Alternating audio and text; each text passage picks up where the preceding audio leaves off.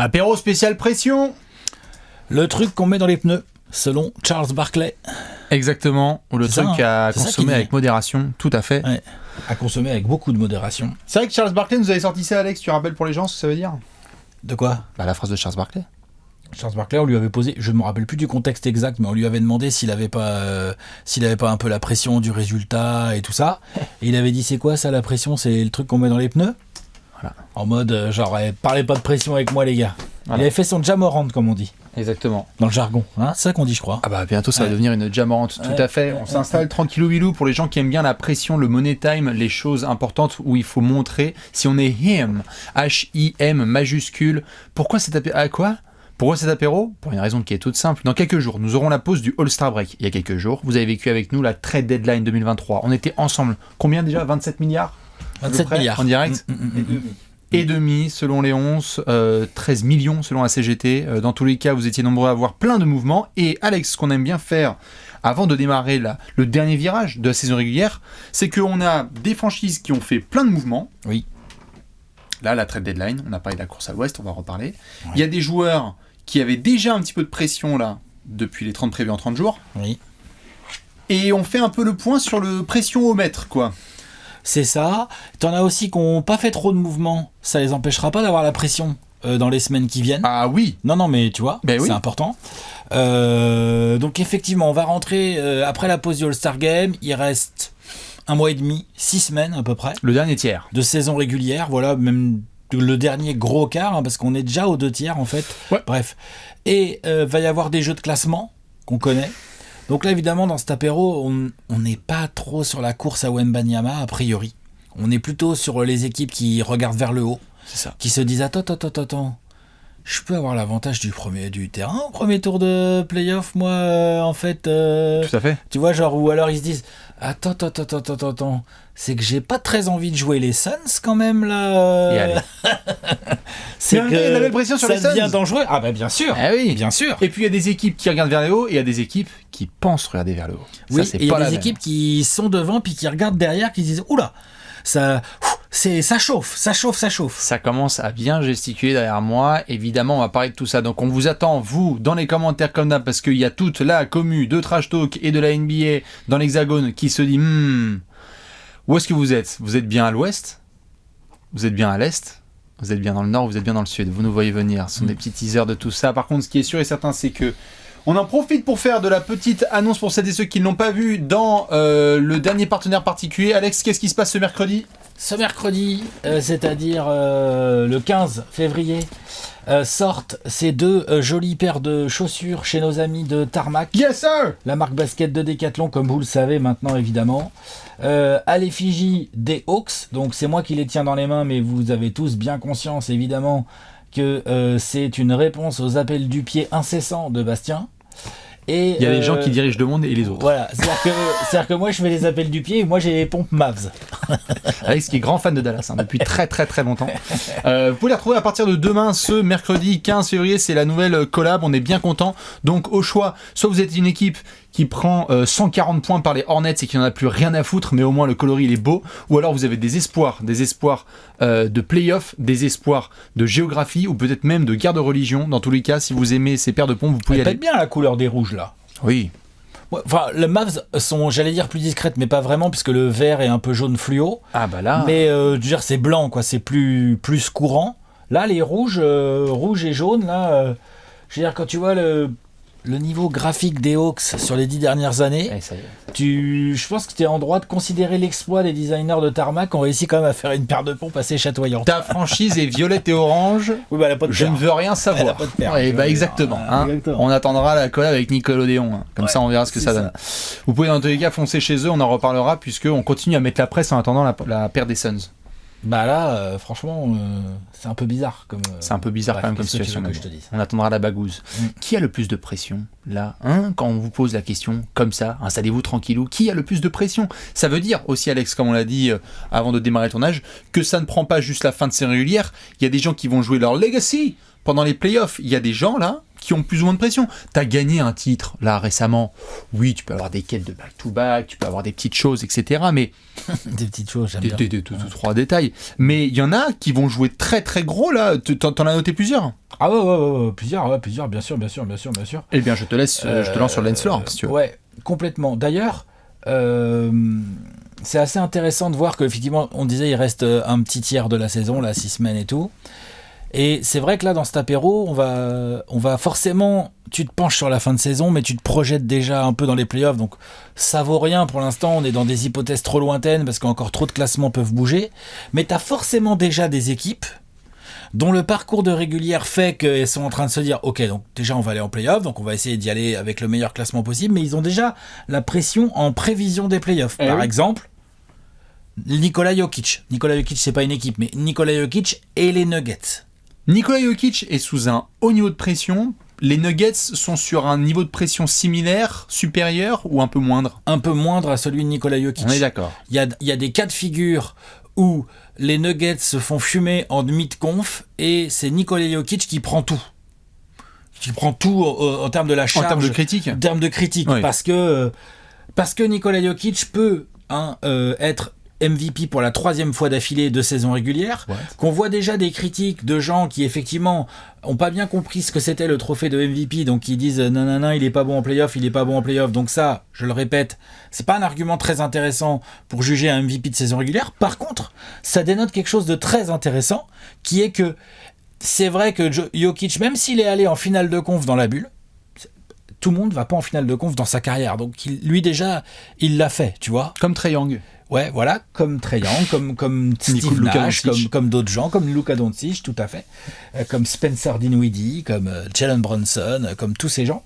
Mais on attend plus de lui. Et surtout, là, il y a des doutes. Il est dans la catégorie genre, c'est un monstre, il joue trop bien, mais il a des haters, et ces haters, leur argument numéro 1, c'est de dire « il fait rien en playoff. Franchement, pas sûr que ce soit un leader. » Tu penses c'est ça, ouais, surtout ce que j'ai dit. En tout cas, c'est un argument que j'ai vu beaucoup ressortir. Je te dis mal à propos parce que c'est par rapport à Embiid. Alors, Embiid, dans le genre, il a pas forcément fait tout ce qu'on attendait de lui en playoff, en plus, voilà.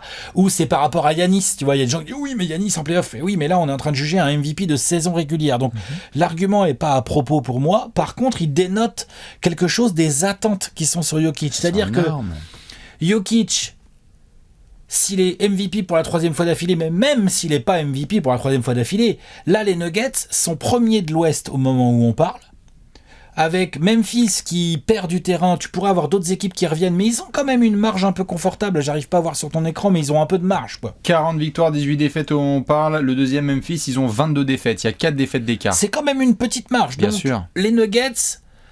Objectif numéro 1 qui leur met de la pression, franchement, faut finir premier de l'Ouest, là. Faut faire ce qu'il faut pour être premier, pour avoir l'avantage du terrain à l'Ouest pendant tous les playoffs. Après, je sais pas si tu l'auras pendant tous les playoffs entiers, parce qu'à l'Est, il y a 2 clients très sérieux en termes de bilan, mais la saison est pas finie, ils sont pas si loin. Ouais, Milwaukee et Boston sont juste ouais, mais c'est juste devant, c'est pas non plus inatteignable pour les Nuggets. Et on parle pas assez de Philly qui a qu'une défaite de différence avec les Nuggets. Bien sûr. Non, mais complètement. Donc, mais déjà à l'Ouest, pression, essayer d'entretenir le rythme pour rester le plus haut possible. Franchement, faut pas sortir du top 2 là, si t'es les Nuggets, c'est pas envisageable vraiment. Ce serait déjà une première déception, je pense. Ouais. Ah ouais. Et en plus, il faut faire ça tout en maintenant l'effectif bien à 100%. Pour arriver mi-avril avec tout ton groupe. Là, on voit Jamal Murray, il a raté un match ou deux là récemment. Aaron Gordon aussi. On va avoir besoin de tout le monde. Et donc forcément tout ça met de la pression sur Jokic parce que cette année, pour la vraie première fois, je trouve, depuis l'ère Jokic aux Nuggets, Denver va être très attendu en play-off. Bah ouais. Non, mais là, Denver va être favori sur le papier de plein de séries. Ils vont devoir gérer, ça, tout à fait. Et d'ailleurs, ça s'est vu sur la trade deadline, on l'avait commenté en direct, on a eu le move Bones Island, où en fait c'est un move notamment qui crie le tout de suite maintenant, c'est-à-dire qu'ils ont été récupérés Thomas Bryant pour essayer de gonfler un peu le secteur intérieur parce que les minutes Zeke Nagy pouvaient être bien et moins bonnes, et DeAndre Jordan, il est bien pour servir les Gatorade. Donc par rapport à tout ce que tu as dit, c'est très vrai. En plus de ça, le management dit à la trade deadline, on est dans le win now là, vraiment pour montrer que tu as l'effectif et autour. Ils ont raison. Exactement. Ils ont raison. Et je crois qu'il n'existe aucun scénario dans lequel, même avec un Jokic énorme, tu te retrouves sorti en demi-finale de conférence, même une série serrée, où il n'y a pas une avalanche de critiques sur la gueule. Parce que même s'il aura été énorme, peut-être que lui, en effet, Jokic aura un peu moins de critiques, parce que si ça se trouve, il fera une série historique. Mais par contre, Denver pourrait se rapprocher d'une catégorie qu'on a vue par exemple avec Utah, quand c'était Donovan Mitchell, Rudy Gobert, c'est super équipe de saison régulière, mais lorsqu'on avait des doutes tout au long, là, dans les 30 premiers 30 jours, à Noël, par la suite, eh bien au moment où c'est devenu sérieux, vous avez craqué, vous vous êtes tapé la pire match-up possible. On avait parlé avec certains fans de Denver de la possibilité de se retrouver jeu de classement avec, je sais pas moi, les Warriors au premier tour. Alors apparemment ça fait pas peur aujourd'hui, mais je veux bien voir dans 6 semaines par exemple, tu vois. Et donc c'est vrai que Jokic, là, la phrase, t'as raison je trouve de remettre le point sur le MVP ou pas MVP, parce que on est obnubilé par cette histoire de trophée. Si ça se trouve il va en avoir un troisième de suite. Dans tous les cas. Mais en fait dans tous les cas la pression elle va être énorme, parce que s'il est 3 fois MVP, tu t'assois à la table de Larry Bird, Bill Russell et Will Chamberlain. Donc déjà, tu fais rien en play-off tu fais rien en play-off derrière. Attention, il faut aller. C'est quoi le minimum qu'on demande pour Nikola Jokic? C'est aussi bien que la bulle finale de conférence. Oui. Et très franchement, qu'il n'y ait pas de discussion sur le joueur le plus dominant et productif de son propre effectif, quoi. C'est-à-dire qu'on attend un très gros Jamal Murray, on attend d'autres bons garçons, mais lui, là, doit avoir un run de play-off comme on s'y attend pour un joueur all-time. Dans beaucoup de séries, il doit être le meilleur joueur. Et qu'on se retrouve pas dans environ 6 ou 7 mois au moment où on parle, même peut-être plutôt 8 mois, enfin voilà, ouais, à faire une preview de saison régulière 2023-24 des Nuggets, où la conclusion c'est ouais, ils vont gagner 57 matchs, mais cette année, franchement, c'est en play-off qu'on les attend. Tu sais ce que je veux dire? Mais on l'a déjà c'est en fait mode là. genre, la régulière, c'est bien. Mais oui, voilà, mais c'est ce que je dis. Là, qu'on se retrouve pas encore, en fait, c'est ça. Tu vois, je dis pas que Denver doit être champion. Loin de là, c'est très compliqué d'aller au bout. Mais en fait, ils doivent montrer là, lors de ces playoffs, que ce qu'ils sont en train de faire en régulière, le magnifique jeu collectif, la capacité à défendre quand même vraiment bien sur pas mal de séquences et tout, elle se traduit en playoff par waouh, putain, battre Denver en 7, c'est très compliqué. Ouais, il va falloir. Ça, c'est un problème pour eux. C'est la pression. Deuxième meilleure attaque, top 12 défense, donc tu commences à cocher des cases aussi qui sont celles d'équipes très très fortes défensivement. Ils ont fait des gros progrès par rapport au début de saison. C'est l'heure, hein. C'est l'heure, Nico. Alors peut-être que certains fans vont nous dire attends, c'est bon, les mecs ils sont tous sous contrat, etc. Mais on a rien à foutre. Non, mais ça, c'est. Parlez-moi pas de 2027 là. Parlez-moi pas de 2027. Parlons de mai. Il y a une fenêtre de tir. Elle est réelle en ce moment pour Denver. Est-ce que Denver fait partie de ces équipes qui est capable, à l'image de quelques autres qu'on a vues ces dernières années, que quand la fenêtre de tir se présente, elle y est, elle la prend, la fenêtre de tir. Voilà. Attention, hein. On a vu des années Spurs, j'en ai connu des années Spurs où t'es premier de la conf, t'as dominé, t'as un mec qui est extraordinaire à ta tête, mais t'es sorti en demi-finale de conf comme un connard. Alors oui. Vous en avez gagné des bacs par contre, c'est ça qui est bien. Et donc du coup, on disait à l'année prochaine, parce que tu vas rester contender. Très compliqué. Voilà. Les Nuggets et Jokic. Impossible de parler de pression sur les épaules sans mentionner Monsieur Ja Morant. C'est peut-être un des garçons que j'attends le plus sur les 3 prochains mois. Peut-être un peu plus si affinité. Il y a eu des déclarations. Tout va bien à l'Ouest. Pas de soucis, non. J'ai juste peur des Celtics. Et encore. Le haut niveau de confiance de Ja Morant, il est là. Aujourd'hui, sur les réseaux sociaux et dans la manière dont on voit la NBA, Ja Morant est une des cibles les plus faciles et à proximité des critiques. Parce qu'il tend le bâton, mais aussi parce qu'il y a un niveau d'attente énorme autour de ces Grizzlies. Ils sont 2e de la conférence Ouest. Ja, il évolue à un niveau de zinzin. Ils ont eu des petits soucis. On a vu encore là contre Boston dans certains matchs internationaux contre les Warriors. Ils sont dans une tendance un peu moins bonne en ce moment. C'est une tendance qui est moins bonne du côté de Memphis, tout à fait. En termes de jeu en plus, je trouve. Bien sûr. Ils ont rajouté un petit Luke Kennard à la trade deadline, donc ils ont dit tu sais quoi, on va voir, on a besoin de shooting parce que Memphis n'arrive pas à mettre un ballon dans le panier tout simplement. Donc tu prends un des meilleurs snipers possibles, pourquoi pas. Mais le fait est que Ja Morant a absolument aligné tous les éléments possibles pour se mettre la pression. Et il l'accueille parce que c'est un joueur qui est très très fort, en tout cas il nous a montré sous la pression. Il avait dit je suis top 5 meilleur meneur au monde, on avait rigolé, il a fermé la gueule de tout le monde au bout de 6 mois, factuellement. Ouais. Là, il est arrivé, il a dit à l'Ouest, je suis tranquille. Tout le monde a cette phrase. C'est peut-être le running gag le plus important de la communauté NBA, là, de toute la NBA. Au-delà de Ben Simmons, au-delà des autres garçons, c'est Ja Morant avec cette tête, interview avec Malika Andrews, où il dit « Non, ça va à l'Ouest ». Beaucoup de gens attendent juste la chute de Ja Morant et des Grizzlies. Et donc du coup, moi je trouve ça formidable, à tes souhaits Léonce, moi je trouve ça formidable parce qu'en fait, c'est ce que je veux, c'est des gens qui acceptent la pression et qui disent « Non, let's go, on va assumer notre statut et on va y aller à fond ». Mais c'est Ja Morant à la tête de Grizzlies au global qui sont très attendus parce que entre les provocations de Dillon Brooks, entre les histoires qu'il y a pu avoir sur Jaren Jackson Jr., entre les trades Reddit à la con et la sélection All-Star Game. Et ce trash-talking global de cette franchise, j'en vois aucune là qui tend autant les munitions et les fouets pour se faire tabasser en play-off.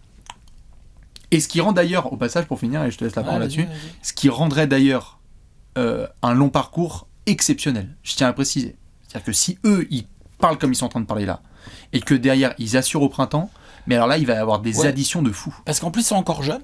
Ouais. C'est pas comme s'ils avaient un double, voire triple MVP dans leur effectif. Ouais. Ça viendra peut-être, hein, c'est ce qu'on souhaite à Ja Morant, par exemple. Mais ils sont jeunes, on est encore dans le côté, ouais, ils ouvrent trop leur bouche et tout, mais est-ce que vraiment, aujourd'hui, si tu dois faire des pronostics de play-off, tu mets Memphis forcément en finale de conf, par exemple? Moins que Denver, moi, aujourd'hui. Je trouve que Denver a un peu plus la pression parce que triple MVP, effectif qu'on attend, un peu plus de vétérans. Memphis, j'ai cette sensation, moi je suis d'accord, hein, ils se sont mis la pression, entre guillemets, ils se la sont mise un peu tout seuls. Ouais. Alors que Jokic et les Nuggets, eux, c'est une pression. Ah, mais c'est un différent type de pression. Voilà, exactement. C'est une pression, genre un peu, il y a une sorte d'obligation, un peu. Il y a un côté, genre, est-ce que c'est autre chose qu'une équipe de régulière, les Nuggets? Oui, bien sûr, et tu peux dire en soi, pareil, hein, Memphis, ils ont le temps, les mecs, ils sont jeunes, ils sont sous contrat, mais pareil, l'avenir, on sait pas de quoi c'est fait.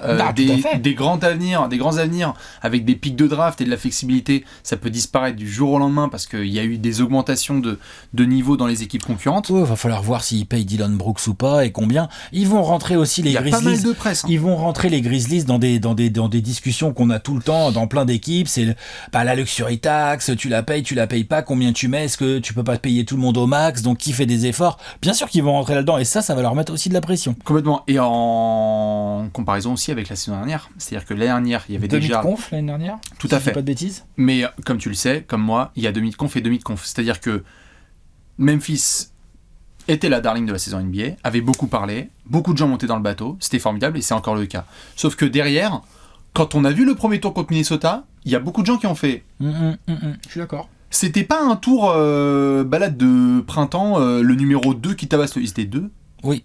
Contre le numéro 7, où ils ont tabassé les Wolves, etc. Non. Ils ont eu peur. Il y a eu Brandon Clark qui les a sauvés à bien des situations. Et en demi, on a utilisé le Joker, que je comprends, de blessures, sur Jazz, sur Desmond Bain. Et tu perds contre les Warriors. Et tu perds contre les Warriors, qui donc, sont ton Némésis. Qui étaient favoris. Qui étaient favoris et qui sont devenus champions. Et on a vu sur les derniers matchs de série régulière que le niveau d'animosité, il est énorme. Là où je te suis, c'est que Memphis va être potentiellement favori de pas mal de séries. Donc, il va falloir les gagner. Il faut et avec la manière, ils peuvent pas être deux là. Et nous faire des tours moyens avec tout le blabla qu'il y a. Après, le principal, c'est d'accéder au tour suivant. Mais tu vois, je trouve pas ça anodin qu'un mec comme CJ McCollum, le soir là, c'est le soir de la deadline, que McCollum il a envoyé ça là, qu'il a pris Twitter, il a fait juste après le transfert de Kevin Durant, il a dit tout ça c'est parce que Ja Morant il a dit I'm fine in the West. Il a balancé juste ce tweet qui était très drôle mais qui a été un top tweet de toute la soirée de deadline parce qu'en fait on a vu les Suns récupérer KD, on a vu d'autres gars les récupérer, on a vu les Clippers dont on va parler qui ont fait des mouvements et donc du coup là non seulement nous on le sait en tant que fans, mais les joueurs en sont conscients. Et en plus ils ont la pression sur la fin de régulière parce que comme on l'a dit, la dynamique n'est pas ouf, l'avance sur les Kings n'est pas non plus il y a 2 défaites monstrueuse et tout ce qui est Suns, Mavs, Clippers sont pas non plus si loin des Grizzlies. Donc les Grizzlies aujourd'hui ils sont deuxièmes déjà. est-ce qu'ils vont tenir suffisamment bien la pression pour rester deuxième jusqu'au bout de la régulière? Ils peuvent. Je pense. Oui. Ils peuvent, mais il va y avoir... ça va chauffer, je pense. Ah, mais on va vraiment les tester. Ouais, et ensuite, du coup, il faudra effectivement arriver en play-off et assumer. Et assumer des propos. C'est ça. Denver doit plus assumer une sorte de statut. Équipe, du MVP, pas mal de joueurs vétérans et tout, premier de l'Ouest potentiellement. Ils vont devoir assumer des statuts. Les Grizzlies vont devoir assumer des déclarations. Complètement. Et pour finir sur cette histoire de Ja Morant, Dillon Brooks peut faire une série à 24% au tir. Oui. C'est Ja Morant qui a parlé.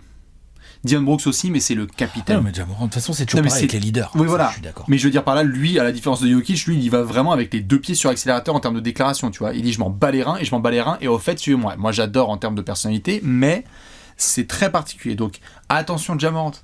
Genre, je pense que le jour où ils se font peut-être sortir une série, il y a un apéro débrief, Alex, et les gens, ils attendent déjà tout dépendra de la manière et de ça. l'adversaire, mais c'est ouais. sûr qu'il y a moyen que... Non, mais tu vois, s'ils se font sortir, j'en sais rien, moi... tu te retrouves en finale de conf et tu joues les Suns et Kevin Durant est complètement en feu. On pourra aussi dire, bon, Memphis... N'empêche qu'ils ont quand même bien baqué leurs propos, ils sont allés en finale de conf, ils sont tombés sur une équipe plus expérimentée qui les a fumés. J'espère qu'on ne pourra pas dire c'est quoi ce scandale, Memphis n'est pas en finale NBA, il faut pas exagérer. Non, on n'ira pas ce scandale, évidemment. C'est ça que je veux dire. Tout à fait. S'ils se font sortir par exemple en demi-de-conf par les Mavs de Kyrie et Luka, là, on va faire d'accord, c'est bien la peine de parler, tu vois. Genre derrière, t'es pas foutu d'attaquer sur Maxi Kleber.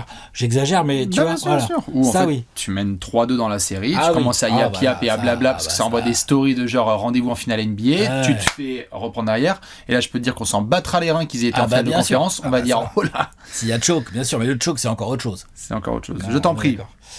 Je suis pas mal à l'ouest, je vais rester à l'ouest moi quand même là. T'as vu, ça a bien augmenté là avec, disons que l'ouest là c'est n'importe quoi à l'ouest, c'est même plus une jungle à ce niveau là, c'est l'enfer. Non mais c'est vrai, franchement. Qui t'intéresse? Et dans cet enfer, il y a quand même les Suns de Kevin Durant, les Kevin Durant et les Suns. Ce ne sont pas les Suns de Kevin Durant d'ailleurs, ce sont les Suns dans lesquels Kevin Durant vient d'arriver, qui ont pour moi automatiquement une dose de pression sacrément augmentée. Automatiquement. Encore différente de celle des Nuggets et de... Je les mets un cran en dessous. De qui? En termes de pression. Il y a la pression sur les Suns. Ouais. Mais j'ai quand même l'impression que c'est un transfert de mi-saison. Avec un KD qui va être là aussi, qu'il va falloir intégrer bien dans ce système. Moi, j'avoue, à titre perso, je leur donne de la marge. Pas toi?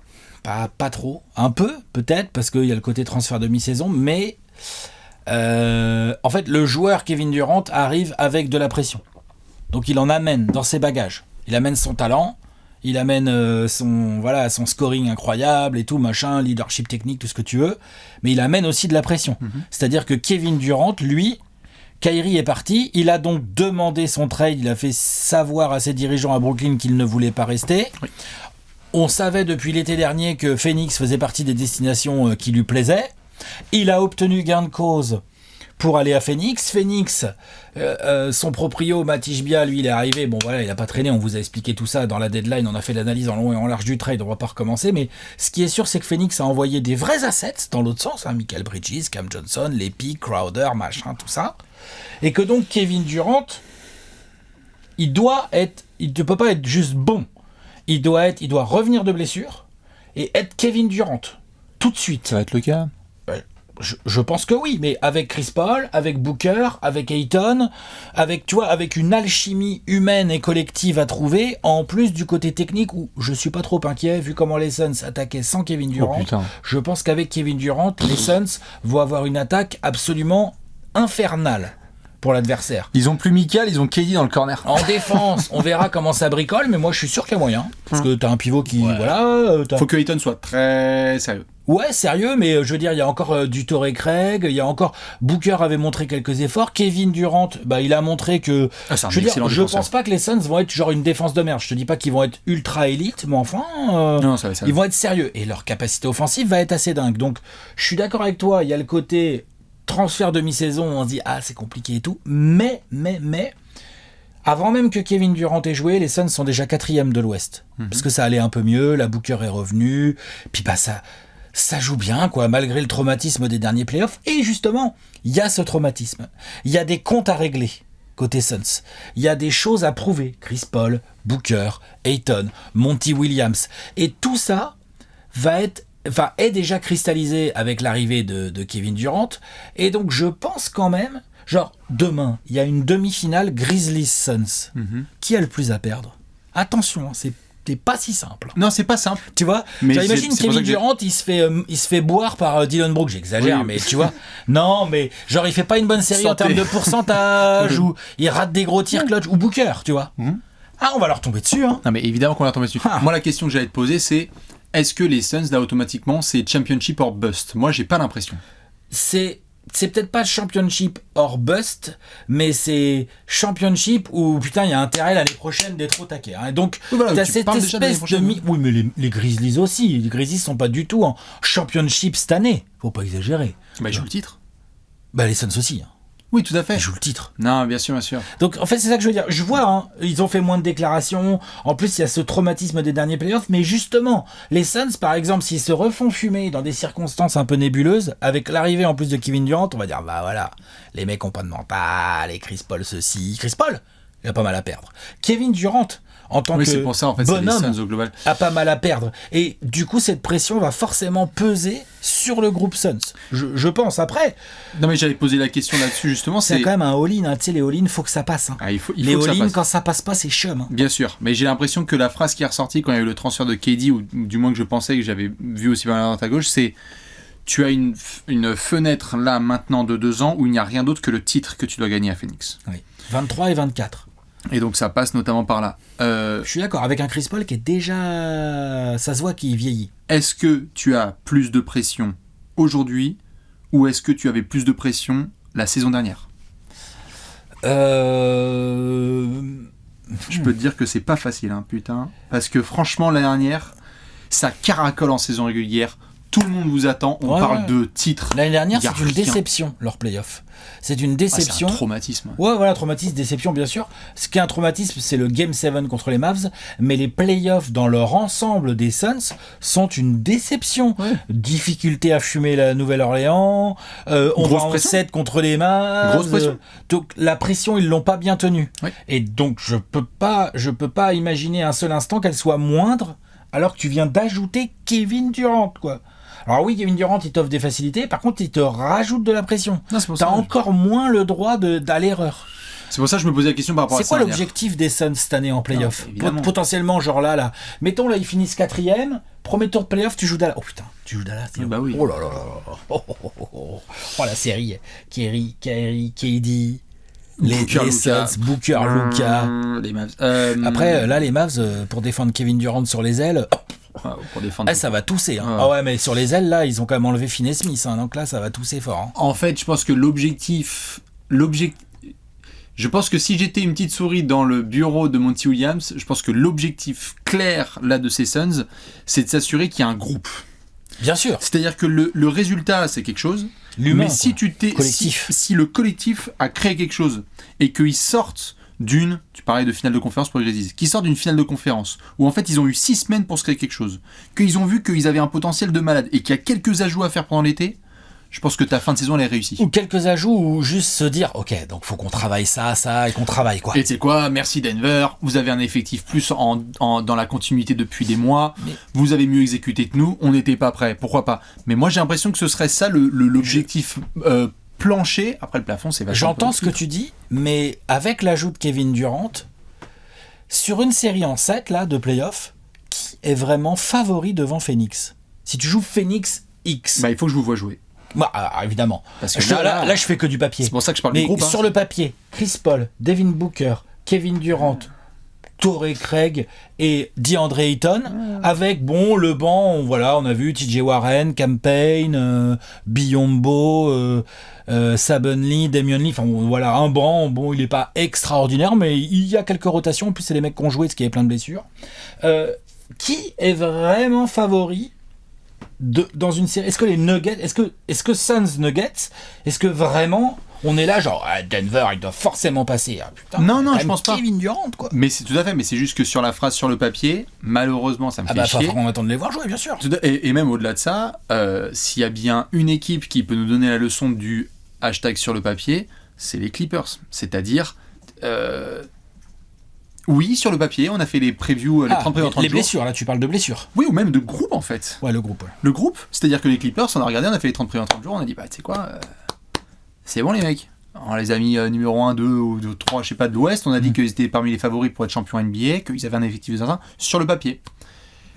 Et après, dans les faits, on les a vus en... Donc, je suis d'accord. On va voir pour les Suns. D'ailleurs, la fin de saison des Suns, là, les 6 prochaines semaines sont extrêmement importantes. Kevin Durant est programmé pour, on l'a vu un peu s'échauffer, machin. Je pense qu'après le All-Star Game, il va commencer sa grande carrière avec les Suns. Il aura donc 6 semaines pour se chauffer. On sait que c'est un joueur qui peut vite être revenu à 30 points de moyenne, en fait. Il peut aussi vite se reblesser. Ouais. Donc, faut faire gaffe. Si les Suns commencent à carburer et à gagner des matchs, même sans avoir dans un premier temps l'entente rêvée et tout, ils vont vite être favoris avec de la pression. Je peux me permettre un blasphème ? Ouais. Bien sûr, je t'en prie. Toujours. Chris Paul a plus de pression que Kevin Durant. Non, Kevin Durant, il a la pression. Alors, il y a intérêt que ça marche. KD a la pression, il y a intérêt que ça marche. Il y a intérêt que ça marche. Mais si KD il revient et c'est Kevin Durant, il n'y a pas de problème. Si Chris Paul là il joue et c'est juste Chris Paul et que donc c'est le Chris Paul qu'on a vu où il y a des foirades de playoff, où il y a des petits soucis et où il commence à abandonner dans les séries. Ça, je suis d'accord. Je sais pas qui sera en tête du visuel, mais je pense qu'avec les on va mettre bien raison. Chris Paul bien en avant sur le visuel. T'as raison dans ce sens-là. Après, je pense qu'il y a quand même une différence, c'est que en fonction de comment l'alchimie va prendre entre Booker et KD, je pense que dans le clutch, Chris Paul il perdra pas le ballon parce qu'il l'aura pas dans les mains en fait. Ou moins souvent. Je garde Chris Paul dans un coin du... Bien sûr, non, mais il a la pression. Mais je pense que Kevin Durant et aussi Booker ont encore plus la pression. Ils doivent s'entendre tous les deux et ils doivent devenir un duo extérieur dominant, injouable. Genre si KD il met 37 points, mais t'as perdu ton game de 4 points, et Chris Paul est à 1 sur 8. Oui, bah, évidemment qu'on va dire... Ce scénario est très probable. Mais évidemment qu'on va dire Chris Paul et tout, enculé. Non, bien sûr qu'on va dire ça. Non, on va pas dire ça. Mais on va discuter avec du cas de monsieur Christopher Paul. Mais non, mais bien sûr. Et inversement, si c'est KD qui cartonne et que Booker il rentre pas ses tirs, ou que Ayton il est tout soft et qu'il prend pas les... Oui, bien sûr, évidemment, mais... Ça part du principe que Kevin Durant doit être Kevin Durant, doit pas se reblesser, doit être à 100% et doit taper du poing sur la table en mode oui, j'ai demandé à partir des Nets, oui, je suis parti d'une super team pour en former une autre en fait, parce que là on peut quand même parler de team un peu... Formé, il a rejoint quoi. Enfin, de rejoindre une autre pour que ça devienne une super team avec sa présence. Mm-hmm. Je sais pas si on pouvait dire que les Suns c'était une super team avant Kevin Durant. Non. Avec Kevin Durant, ça commence à discuter, on va dire. Sûr. Tu vois. Et donc c'est dans ce sens-là où je pense quand même que il va être en première ligne. Il a pas le droit à l'erreur. Et en plus, il est plus tout jeune. Donc dire c'est pas grave l'année prochaine quand t'as 34 ou 35 piges, c'est un argument de... C'est pas comme Ja Morant, tu vois, l'année prochaine il reviendra, toi. Potentiellement, il a 23 ans. Voilà, même Jokic à la limite. Hein. Il a quel âge Jokic ? 27, 28 ? Ouais. Truc comme ça. Kevin Durant, il a 34, il va sur ses 35. Hein. Dites-nous ce que vous pensez sur les Suns. Chris Paul, KD, Booker, en compagnie. Je vais devoir basculer à l'Est. Je t'en prie. Je pense que les fans des Sixers peuvent faire plouf, plouf, plouf, Amstramgram, pique et collégramme. James Harden, Doc Rivers, Joel Embiid. Moi, en tête, j'ai James Harden. Alors évidemment, il y a tout un tas d'attentes sur Joel Embiid. Grosse saison, énorme, attendu, doit faire le taf, pas de blessure, pas de coup de Siakam, pas de je sais pas quoi. On veut un Joel Embiid à 100% et qui doit faire le run de playoff auquel on s'attend, c'est-à-dire celui d'un pivot ultra dominant qui roule. Donc là-dessus, Embiid, il a un niveau de pression très clair. Qui est un problème tactique pour l'adversaire et tout ça. Doc Rivers, il se lève le matin, il a la pression. Je veux dire, juste de base. Lui, le problème, c'est qu'il est bois. Et ouais. Oh là là. C'est le problème. Ouais. Ou qu'il la remarque même pas la pression. Ouais. Ah quoi ? Ah putain, ce soir c'est Game 7. Merde. Ah, c'est ma 4e pinte. Ah non. Vas-y, mon 13. À fond. Doc Rivers a évidemment la pression, mais j'ai envie de dire, le running gag ne bouge pas. Ça reste Doc Rivers. Donc en fait, Si ça perd, on va faire merci Doc Rivers. Puis il va rester, il va trouver une autre franchise, il va faire des déclarations de merde devant les micros, les fans des Sixers le savent déjà. J'ai l'impression que Harden repart avec le totem,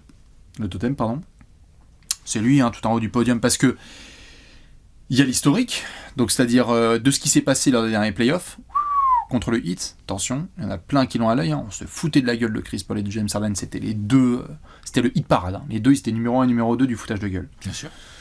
Donc Harden, on a vu ce qui s'est passé. 2, là il n'a pas été, en attendant de voir ce qui se passe avec Jaylen Brown, il n'a pas été nommé All-Star alors qu'il fait une super saison, donc on veut voir aussi si le corps tient, et si défensivement ça tient aussi, parce que ça c'est un peu un des sous-sujets là, qui me fait un tout petit peu peur avec la suite de la saison là pour Philly, c'est qu'entre Maxey et Harden défensivement, il y a eu des matchs où en fait les extérieurs se sont régalés. Attention à ce que Harden ne devienne pas un sujet là, mi-avril, fin avril, où on se dit en fait la match-up c'était écartez-vous, on va ISO sur Harden. Il y en a plein qui le font. Qui est le James Harden qui va se ramener là? Il voulait aller à Philly, il est Philly. Il fait une bête de saison, il a les pièces pour, ils ont récupéré Jalen McDaniels, ils ont fait des petits moves à droite à gauche, Dwayne Dedmon, ils ont un effectif. Les Sixers ils ont un effectif de zinzin, t'en as parlé Alex, tu les avais mis premiers de l'Est, ils ont encore la possibilité d'être premiers de l'Est, ils peuvent faire des playoffs de fous furieux. Ils ont les armes. Mais Harden c'est là. Tu parlais pareil de Embiid, ça peut être après-demain, il peut revenir la saison prochaine, il aura pareil, 26, 27, 28 piges, tranquille, il sera en son prime. Harden, on commence à être dans une belle fin de prime, il peut être encore très fort. Mais là, la pression, il est encore très fort. Tout à fait, mais il y a pas je crois pas qu'il y ait de scénario, Alex, qu'on connaisse, où Joel Embiid finit un match à 13 points, à 5 sur 18 au tir en play-off. Bah, si c'est le cas, ça va gueuler. Mais l'historique ne nous prouve pas trop récent, ne nous prouve pas trop ça. Par contre, Harden, il y a un historique récent. Pas des années Rockets, parce que je vois les fans de Houston qui vont se jeter sur nous. Juste un historique récent. Donc je sais pas toi ce que tu penses côté Philly, mais je trouve que Harden, en tout cas dans ma liste perso, fait partie des joueurs les plus attendus et qui aura le plus de pression parce que derrière, ce scénario, tu sais, de la conférence de presse sur NBA.tv là, où tu les vois là en train de trouver des excuses parce qu'ils sont sortis et Harden va essayer de nous montrer s'il reste à Philadelphie ou s'il va à Houston ou je ne sais où en tant que potentiel agent libre, attention. Après, je suis d'accord. Et une question du coup. Oui. Donc d'après toi, personne à l'Est n'a plus la pression que les Sixers ? Je pense par exemple aux Celtics. Je fais par élimination. Boston, c'est très bien. Ils ont la pression quand même. Ils ont la pression. Ils vont falloir assurer en playoff. Il va falloir assurer. Je pense qu'ils ont moins de pression que les Sixers. Les Bucks, ils ont un avantage, c'est qu'ils ont déjà été champions. Ils ont déjà été champions et ils vont se battre à fond. De la pression quand même sur Chris Middleton, parce qu'il ne faut pas déconner, les copains autour font le boulot. Donc là, il ne faut pas qu'ils... Tu vois. C'est vrai. Si par exemple Chris Middleton n'est vraiment pas dedans, même s'il reprend quelques petites couleurs là. C'est ça. Mais s'il n'est pas dedans et puis que les Bucks se font sortir et à cause de Chris Middleton qui n'est pas dedans, ouais, je suis d'accord. Ça peut être relou. Après, par élimination, les Cavs, c'est pas de démarrer. Ils jouent bien, mais on va pas. On reste sur la ligne de octobre dernier, on a dit c'est formidable. Les Nets, ils en ont plus de pression. Y a pas de pression. En termes de résultats, je veux dire. Le 8, il y en a un peu, évidemment. Il y en a. Mais le 8... Donc c'est les Sixers en haut. Ouais, je pense que les Sixers ont le plus de pression, tu penses pas ? Si, je suis assez d'accord, je voulais juste avoir ton avis là-dessus. C'est Harden pour moi. C'est les Celtics sinon.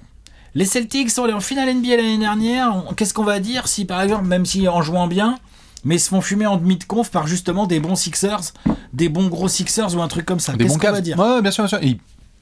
Tu peux te faire fumer et à ce moment-là ce sera décevant, mais Boston ne me montre aucun signe d'une équipe qui va se faire sortir comme ça, quoi. Aucun signe, ça je suis d'accord. Zéro. Mais par contre ils ont quand même la pression parce qu'ils ont des standards à respecter. Donc si ça arrive, ce sera un scénario pour moi à la Giannis l'année dernière, c'est-à-dire t'as la pression mais t'as perdu Middleton en milieu de série, tu t'es incliné en 7 contre Boston, merci. Enfin je veux dire, on n'a pas chié sur les Bucks. Non. On a dit c'est quoi, vous êtes bien battus, formidable. Je vois que des blessures qui pourraient foutre la pression sur les Celtics. Ouais, sinon vrai. Ils sont vivants, ils sont à l'heure au terrain et sur le parquet. Ils sont en finale NBA pour toi. Ou en finale de conf en dormant. Possible. Donc c'est... Et après à Philly, parce qu'on en parlait tout à l'heure en off, toi c'est Embiid, Harden ou Doc Rivers ? Quand même Embiid. Hein. Après, je comprends tout à fait ce que tu dis sur Harden, hein. Mais Joel, candidat MVP, possiblement il peut même être MVP d'ici la fin de saison. On va voir comment ça va continuer. Hein. Franchement, il a un dossier de taré, quoi. N'a pas encore réussi à emmener ses Sixers suffisamment loin en play-off. Alors oui, à chaque fois quasiment c'est des histoires de blessures, ou un coup c'est Ben Simmons qui refuse de dunker, enfin il y a toujours quelque chose, mais tu sais quand il y a toujours quelque chose, il y a un moment où on va tous se réveiller, on va faire ouais bah, il est gentil Embiid, mais en fait il y a toujours une bonne raison quoi. C'est quand que Embiid, on a cette sensation à la Giannis, genre l'autre c'est un leader où tout le monde va le suivre et est prêt à mourir, et c'est comme ça que tu gagnes en fait. Et donc il a cette pression, il aura peut-être le Joker Harden, comme tu disais là, le 5 sur 18 d'Harden. S'il défonce tout mais qu'il n'est pas aidé, on va faire genre mais bien sûr il aura le Joker Harden, tout à fait, mais au bout d'un moment bah oui, s'il se plaint et qu'il dit on avait besoin de PJ Tucker et qu'il l'a eu et que maintenant on va dire quoi, enfin... C'est ça, il a un bel effectif. Doc Rivers, il a de la polyvalence, il a beaucoup de choses autour de lui, on sait qu'il est capable de faire le boulot. Après, ça va dépendre aussi de la manière. C'est-à-dire que en fonction de comment le classement, et c'est là aussi qu'il y a de la pression, on parle que de playoff là, mais il y a aussi de la pression sur les 6 semaines qui arrivent, parce qu'il y a des jeux de classement dans le haut de l'Est qui vont être cruciaux. Si t'es les Sixers, que tu restes 3e, que les Bucks restent 2e, ça veut dire que potentiellement t'as une demi de conf face à Giannis, les Bucks, sans l'avantage du terrain. Ouh là là là là là. Un premier tour contre le Heat aussi. Oh là là là là là, oh les playoffs. Tu vois, genre relou. T'es là, tu prends le calendrier, tu fais oh là là là, parce que clairement pour Embiid notamment, et pour le jeu des Sixers, qui est un jeu qui a besoin de, évidemment, normal, hein, de la menace Embiid, de la gravité de Embiid et tout, bah, les Bucks, c'est pas du tout la bonne match-up, dans le sens où bah, les Bucks sont vraiment des gros gars à foutre sur Embiid. Ils ont pas peur de leurs extérieurs. Ils viennent d'ajouter Jay Crowder, enfin... Yanis versus Harden, avec donc, Harden qui disait... les 6 semaines qui arrivent, si t'es les Sixers, t'as envie de regarder en haut et de dire attends. Si on push un peu là, est-ce qu'on peut pas être premier de conf en fait, pendant que les Celtics sont un peu blessés et peut-être que les Bucks vont en lâcher un ou deux pour load manager Giannis. Est-ce que nous on peut, tu vois, ouais. Non, je suis assez d'accord, hein, les Sixers c'est l'équipe qui a le plus de pression à l'Est pour moi aussi. Moi c'est Harden vraiment qui est tout en haut. L'autre joker que je vais utiliser pour jouer à l'ennemi c'est Doc Rivers, parce que même si en soi il nous a épaté la dernière fois face aux Nuggets en mettant PJ Tucker sur Jokic, ouais, très bien. Malin. Mais encore une fois, c'est au mois de janvier. Vraiment, il y a des trucs sur lesquels, Alex, je me suis promis de pas devenir un vieux con et d'avoir des réflexions de merde. Mais alors, tant qu'il y a Doc Rivers sur ce banc, je suis incapable d'être confiant pour les Sixers en playoff. Incapable. Ah, c'est clair que là-dessus... Et donc Embiid pourra être dominant, fort, tout ce que tu veux. Harden pourra l'être potentiellement aussi. Mais il y a un moment où il faudra faire des ajustements et je me chie dessus, quoi. Donc ça fait quand même beaucoup de pression sur les Sixers, mine de rien. Ouais. Beaucoup d'angles. Et un côté salvateur si ils se font sortir et que Doc Rivers est prié d'aller se faire voir ailleurs. Tu as qui d'autre ? Les Mavs. Ah bah putain. Pardon. Dans un registre évidemment différent de toutes les équipes qu'on vient de citer, qui sont à mon sens des équipes qui peuvent très très vite se retrouver vraiment parmi les gros favoris. Dans leur conférence au moins. Les Mavs ont ajouté Kyrie, mais on a tous bien vu, hein, ils y ont quand même lâché, notamment Dorian Finney-Smith, mais même Dinwiddie, c'est quand même, pour l'équilibre du groupe, des postes et tout, c'est quelque chose d'important. On a vu là, on a 3 matchs de Kyrie Irving avec les Mavs, si je ne dis pas de bêtises, dans lesquels il a été performant. Bah ça. Mais moi, avant de tourner cette vidéo, là aujourd'hui, là, j'ai regardé le replay, parce que j'étais pas devant en direct, de la défaite contre les Wolves. Moi, je me suis maté en direct, le bordel. J'avoue que, alors non seulement j'ai eu quelques déceptions dans le jeu des Mavs, clairement, notamment côté défensif, mais on s'y attendait un peu, mais alors là, c'était flagrant. Sur ce match-là, après, il y en a d'autres. Sur ce match-là, de toute façon, on en a que 3 sous la main, donc pour l'instant, on peut pas... récupérer Maxi Kleber, ça va aller mieux. Ouais, oui, un peu, mais ils ont quand même un vrai sujet face aux arrière pas trop gros ailiers, Ball handler, qui attaquent le cercle et qui te percent ta défense. Ils ont un gros sujet là. Genre, alors après c'est Anthony Edwards, hein, il est hyper fort, hein, attention. Hein. Mais alors, attention, parce qu'il y en a quand même quelques-uns à croiser comme ça à l'ouest là. On vient de parler de Ja Morant. Ja Morant, il voit Kyrie Irving et Luka Doncic arriver, il fait yeah, récré les gars. Est-ce que quelqu'un est prêt pour De'Aaron Fox face aux Mavs? Et même, tu vois, on parlait, on l'a vu il y a 3 jours. Et on parlait des Suns avec leur intelligence offensive. Oh bah là, ils vont te sortir des mismatchs, ils vont te faire jouer Booker sur ou Kyrie ou Doncic ou KD. Enfin, donc il y a beaucoup Même si tu joues les Clippers, par exemple, leurs 2 gros joueurs forts en attaque, ils envoient qui en défense en premier rideau dessus? Puis après, c'est quoi? C'est Dwight Powell qui fait le rim protecteur et la couverture? Dallas, ils ont fait un gros pari là sur Kyrie avec la free agency qui arrive. T'as vu comment Rudy les a défoncés là dans la raquette là, contre le match avec les contre les Wolves? Et encore, ils ont fini en plus sans lui. Ils sont partis sur un small ball assez intéressant. Non, franchement, donc c'est qu'un match et il y a que 3 matchs façon de Kyrie Irving avec les Mavs, dont seulement 2 avec Doncic, dont un back-to-back contre les Kings. Ouais. Où on a vu ce que De'Aaron Fox pouvait leur faire à cheval entre le 4e quart-temps et la prolongation, quand l'autre il a décidé de non, on va pas le perdre en fait le match. Regardez-moi bien, on va pas perdre le match, tu vois.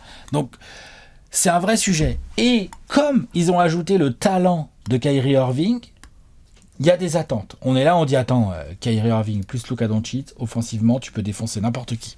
Ce qui est pas complètement faux d'ailleurs, parce que tu as vraiment du talent complètement fou.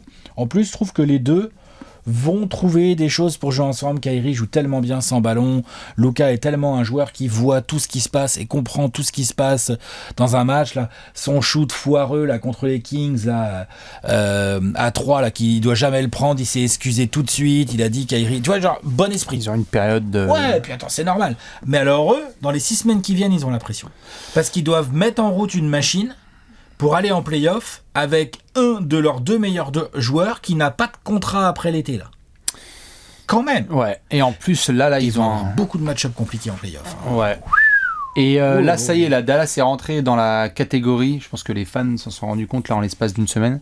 Ils sont rentrés dans la catégorie de chaque détail maintenant c'est zoomé x10. C'était bien quand t'étais les Mavs avant parce que c'était la bande de Luka et des Lukettes quoi. T'avais Dorian Finney-Smith, Josh Green, etc. Mais là. Genre t'as fait un gros transfert quoi. La dernière possession là contre les Wolves, tout le monde en parle. Genre il faut qu'on sache, il se passe la balle. Mais non, regarde ce que vient de dire Kyrie en conférence de presse. Regarde ce que Luka vient de faire alors qu'il était tout seul et que Kyrie était pas à ses côtés. Regarde comment est-ce qu'ils ont réagi défensivement. Regarde les temps morts. J'ai l'impression que le niveau de micro et de caméra a été décuplé sur Dallas là en l'espace de 1 semaine. Et donc ça ne va que monter en pression. Avantage, s'il y a bien des joueurs qui sont chauds sous la pression, c'est Kyrie Irving et Luka Doncic. Tout à fait, puis ils ont fait un gros comeback. Ce match, ils l'ont perdu, mais il y a un gros comeback dans le 4e quart. Ils sont capables. Donc, ils ont la pression. Je pense que la plus grosse... C'est quoi la plus grosse pression pour les Mavs? C'est la fin de saison ou c'est le 1er juillet? Bah c'est, en fait... mais tu vois, c'est dur de pas les lier. Mais en vrai... Si on pose la question et qu'on devait scinder, en vrai, c'est le 1er juillet. Non, c'est le 1er juillet. En vrai, puisque là, les Mavs... Là, comme ça, tout de suite, il y a énormément d'opposition dès le premier tour de play-off, et alors encore plus si jamais ils passent et qu'ils vont en demi de conf, où je les mets pas favoris. Kyrie ou pas. Énormément d'opposition. Quand je dis je les mets pas favoris, c'est-à-dire que je serais pas forcément à leur taper dessus en cas de défaite. C'est ça que je veux dire, tu vois. Je dirais oui. Dessus, Non, mais on dira ça a pas marché, machin et tout, mais on dira aussi, il y avait une équipe plus forte. C'est pas forcément le duo Kyrie et Doncic qui a chié. C'est juste qu'en face, les Nuggets jouaient beaucoup mieux au basket, ou les Nuggets ou les Grizzlies, tu vois. Et auquel cas, on enverra aussi Jason Kidd sur l'échafaud. Parce que Jason Kidd, ou aussi le management, qui fait un énorme trade et qui ramasse Kyrie. Derrière, tout le monde est là, genre, attends, parce que dans les ailes, c'est un peu compliqué quand même. On va faire workout la Marcus Aldridge. Voilà, tu vois, genre, attention. Genre là, les postes 3, 4, 5, c'est quoi le front de courte des Mavs là pour aller en playoff? C'est Bullock, Dwight Powell, Christian Wood. Dis donc, je sais pas, mais attention quoi. Enfin, va falloir jouer. Il faut Jokic. que Josh Green devienne très très fort tout de suite, très très vite là. Et puis c'est à peine un ailier. Enfin, c'est plutôt un 2-3 quoi. Bien sûr qu'ils vont le faire jouer en 3, mais t'es d'accord, genre pas le choix. Donc j'attends de voir évidemment comment va évoluer le duo Doncic-Kyrie Irving. Les Mavs ont intérêt à trouver de la dynamique et à gagner du match pour continuer d'assurer, parce que là avec leur défaite, ils ont slidé, là au moment où on parle, avec la défaite contre les Wolves, ils ont slidé derrière les Suns. Donc ils sont même plus dans le top 4 de l'Ouest, pardon. Ouais, mais... Les Clippers sont pas si loin que ça derrière eux. Ouais, tu peux vite arriver et dès le premier tour de playoff on soit en mode bien joué les Mavs, bonne saison, c'était bien, maintenant j'espère que vous allez pouvoir signer Kyrie quoi. Tu vois. Je pense que le 30 juin ça va respirer avec une paille dans les rues de Dallas parce que le scénario dans lequel t'as perdu Jalen Brunson à la free agency et Kyrie à la free agency, certes t'as envoyé un message à Luka, regarde ce dont on est capable pour essayer de t'entourer au mieux, fine. Mais alors, c'est tout, hein. C'est juste une couronne Burger King et un gâteau d'anniversaire. Hein. Parce que franchement, il n'y a rien d'autre à dire.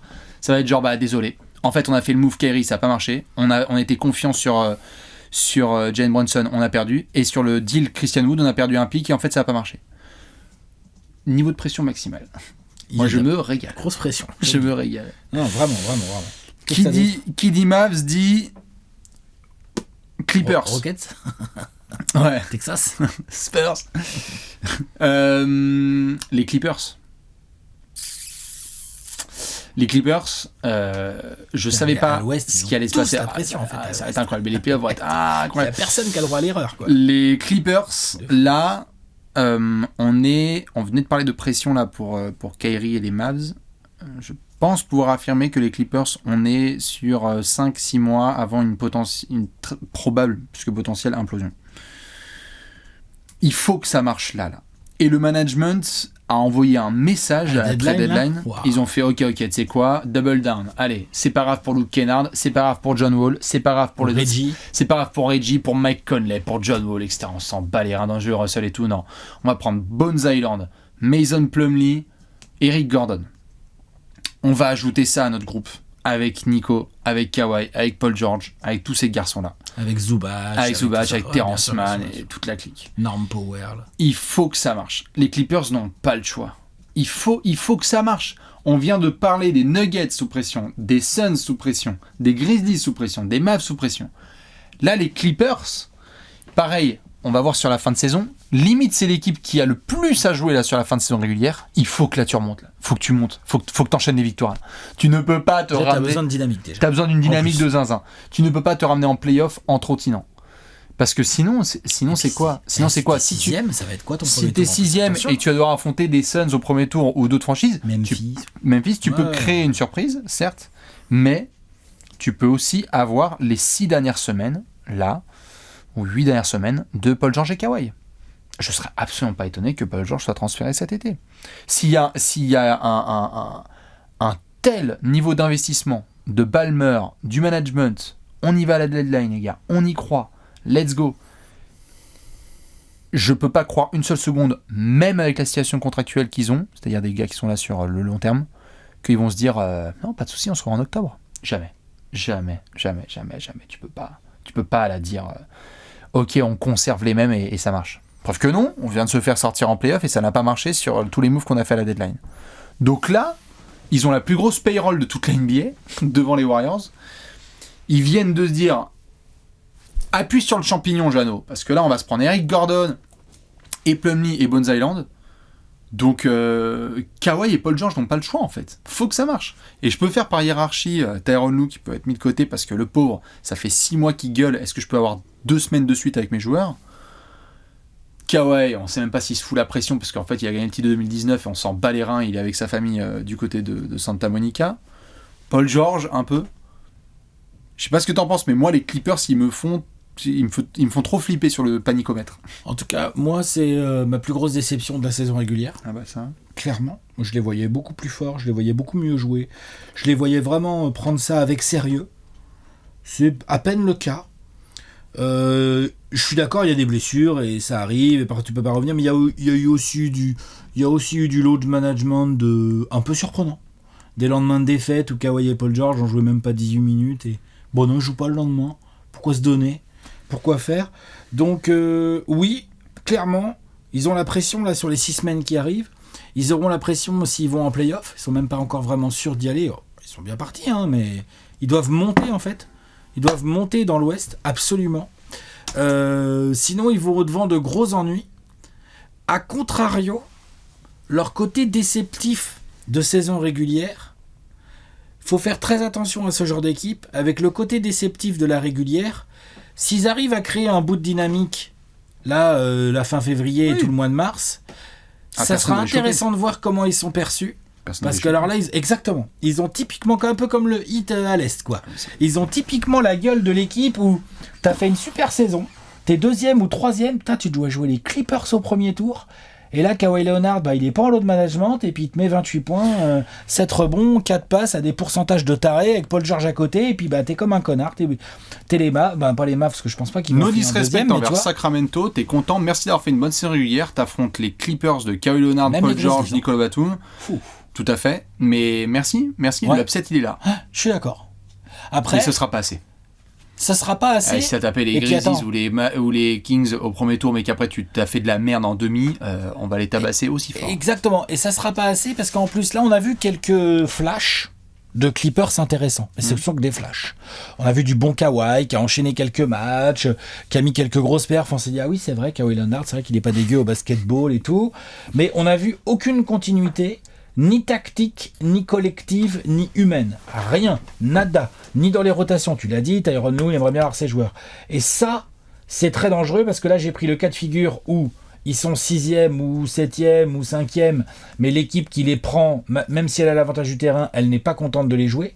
Tu as aussi le cas de figure où les Nuggets ou les Kings ou les Grizzlies ou les Suns, parce que les Suns ont pris un peu de volume et puis ils ont gratté un peu des places, ils voient les Clippers arriver, ils les prennent au sérieux, les Clippers sans continuité tactique, ils se font fumer dès le premier tour. Et alors là, attention, ils n'auront pas d'excuses, ils n'auront rien. Et donc ils ont la pression, si tant est qu'ils la ressentent, parce que limite c'est ce qui me déçoit le plus dans cette équipe cette saison, c'est il y a trop de matchs où tu vois des équipes, même en régulière, où il y a trop de matchs et où on voit bien, ça devient compliqué pour les joueurs d'être concentrés de match en match, machin, blablabla. Bon, c'est encore un autre débat. Mais t'as des équipes, genre, elles se réveillent dans des lendemains de défaite. Quand elles se prennent une grosse claque dans la gueule, au match d'après, tu dis, ah ouais, quand même, ils se sont repris un peu, pas les Clippers. Ils ont 1 ou 2 matchs référence cette saison, mais c'est tout. Ouais, dis donc, c'est pas assez. Ce n'est pas, ils ont aucune série. Si, il y a eu un moment, ils ont gagné 4 ou 5 fois. Et ils ont suivi ça par un match catastrophique, on a dit, putain. C'est hyper frustrant. Ils avaient déjà la pression il y a 2 semaines. Ils ont fait Bones Island, Eric Gordon, Mason Plumlee. Je me suis dit, waouh, ils y vont à fond. Là, le message, il est clair. Est-ce que tu penses qu'ils vont faire une bonne série avec une vraie dynamique d'ici les playoffs ? Et qu'on va un peu revoir ce jugement qu'on a là aujourd'hui qui est très négatif. Quand on va faire nos previews de playoffs, on va dire « Oh là, quand même, les Clippers, ça va mieux, regarde, ils finissent la régulière sur 8 victoires lors des 10 derniers matchs, tu vois ce que je veux dire ?» Oui, ils peuvent. Et Kawhi ceci, et Paul George cela, et t'as vu, Mason Plumlee, c'est quand même bien pratique. Oui, ils peuvent. Ils peuvent, ils doivent, et je pense qu'ils vont. Je pense qu'ils vont finir en trombe, et qu'on va se dire... pire cadeau possible au premier tour. Ok. Mais on n'est pas là pour le premier tour. Non. Après, il faudra gagner la demi de conf, la finale de conf. Voilà. Je suis d'accord. Ça, j'ai un peu moins de certitude quand même, les copains. Un peu moins. Mais oui, ils peuvent faire comme il y a 2 ans, là. C'est quoi, c'est il y a 2 ans, là, où vous les affrontez en finale de conf ? Ouais. Ils affrontent le Jazz. Kawhi était blessé. Tout à fait, mais le Jazz se les tape en demi alors qu'ils venaient de faire une saison régulière record. Tu tombes sur Giga Paul George avec Kawhi, Marcus Morris, Terrence Mann qui fait sa révélation, et tu te fais sortir. Donc ils peuvent. Mais je sais même pas si une finale de conf des Clippers, on serait là genre nice. On dirait quoi ? Non. Non, les Clippers c'est non. Tu en as un petit dernier, on s'en envoie un en Fire Bullets ? Fire Bullets, il y en a un quand même auquel j'ai pensé là pendant cette vidéo.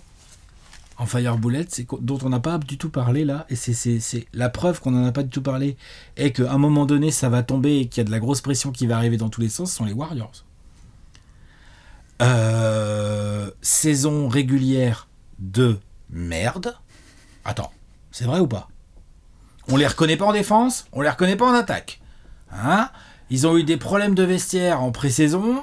Là, pas de peau, ils ont des petits soucis de blessure sur Steph Curry, donc ça se voit tout de suite, attention. Ça arrive. Ça arrive. Oui, bien sûr que ça arrive, mais en attendant, les Warriors, non seulement au moment où on parle, on n'est même pas sûr qu'à la fin qu'ils soient en play-off, et plus ça va, moins ils sont favoris, plus ça va, moins on est dans le oh là là, quand même, pour les battre sur une série en 7, plus ça va, moins on y est, quoi. Plus ça va, plus tu te dis, quand même, les Nuggets, franchement, en plus, ils les ont baisés l'année dernière et tout, ils peuvent les faire. Les Grizzlies, ils ont des arguments. Attention, les Suns, ils peuvent. Et puis, s'ils jouent les Clippers, c'est pas facile. Et puis, les Mavs. Waouh! Alors oui, les Warriors, le trio Green, Clay et Curry, coaché par Kerr et tout machin. Cette année, ils ont la pression. Ils ne sont pas du tout dans le ton d'un champion en titre qui joue le back-to-back. Pas du tout. C'est marrant, Ça veut pas dire que tout le monde va les fumer, c'est juste que ils n'y sont pas du tout. Et alors maintenant, il leur reste plus que 6 semaines pour inverser cette tendance et ils doivent l'inverser. S'ils arrivent en play-off sur la dynamique actuelle, ils dégagent. Et ils dégagent. C'est marrant, je ressens un peu de pression pour les Warriors, mais pas non. Parce qu'en fait, ils ont gagné la bague l'année dernière. Et t'as ce truc évidemment de les gars, qu'est-ce que vous faites sur cette saison là, c'est n'importe quoi. Mais il y a un tel cataclysme qui arrive cet été avec tout ce que ça concerne pour les joueurs et pour le management, ce qui me semble quasi incontournable, qu'ils vont faire de leur mieux, mais j'ai plus l'impression que c'est une... Je sais pas, c'est bizarre. En fait, ils ont la pression, c'est vrai. Mais je les ai mis qu'en Fire Bullets à cause de ça. Oui, je suis d'accord avec ce que tu viens de dire. En fait, s'ils étaient podium, là, je me dirais, putain, c'est vraiment la pression. Genre là, il faut vraiment qu'ils fassent le taf. Si là, ils font cette saison régulière et qu'ils se sont sortis, on aurait fait, tu vas dire, on va se mettre dans les poufs et tu vas faire. Il n'y a pas de bouton on-off. Non, voilà. Ils n'ont pas fait le taf et c'est voilà ça. Comment ça paye. Et c'est pour ça que je les ai mis qu'en Fire Bullets. Mais c'était plus pour parler de cette déception Warriors pour l'instant. Et plus ça va, plus ça avance, moins je vois comment ils vont pouvoir redresser la barre. Je suis d'accord. Les Raptors. Vous choisissez. Pression sur Fred VanVleet, qui va être agent de cet été. Pression sur Scottie Barnes. Pour moi, c'est de la pression du 1er juillet. Pression, bien sûr. Pression sur Nick Nurse. Pression sur Siakam. Pression sur Masai Ujiri. Pression là. Ils ont bien senti la pression à la deadline. Les fans de Toronto, là, ils ont parlé toutes les langues. C'était bien relou. Là, je sais pas s'ils vont se régaler sur les 6 dernières semaines de régulière. Mais oui, en effet, on va plus se retrouver... en juillet pour voir ce que ça donne. Pareil pour nos amis les Hawks. Il n'y a pas de pression là. Le but c'est de prendre son chèque. Ça va. Ils n'ont pas trop la pression. Non. On se retrouve en juillet pour chambouler tout l'effectif. Non, une équipe qui a quand même la pression. Et on est obligé d'en parler un tout petit peu en Fire Bullets en fin d'émission. Ce sont les Lakers. Si. Si. En fait, on n'a rien à foutre. Ils ont la pression sur la fin de régulière. Je parle même pas de playoff. Ils doivent faire mieux. Ils ont fait des beaux trades à la deadline, en tout cas beaux sur le papier, où ils ont essayé de rééquilibrer un peu ce roster. Sur le papier, je pense qu'ils ont rééquilibré le roster. C'est mieux. T'as rajouté du shoot, t'as enlevé un peu, il y avait trop de monde dans le backcourt, t'as rajouté des gars, tu vois... Malik Beasley et D'Angelo Russell, t'as enlevé Beverley, t'as enlevé Westbrook quand même, tu vois, donc là il y a LeBron qui est blessé, puis Anthony Davis, même si là il a fait un gros match de combattant, mais enfin tu perds quand même contre les Blazers sans Nurkic, enfin c'est quand même voilà. Non, les Lakers ont de la pression sur cette fin de régulière où ils doivent montrer que le fait de rééquilibrer le roster peut leur permettre de bien jouer. Pour moi, si. C'est une petite pression, c'est pas une grosse pression, mais elle existe.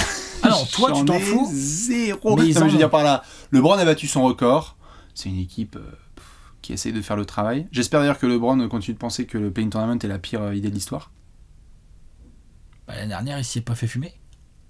Non, il y a 2 ans. Quand est-ce qu'ils se font fumer au play-in tournament ? Ça, par les Warriors. Ouais. C'est il y a 2 ans, ça.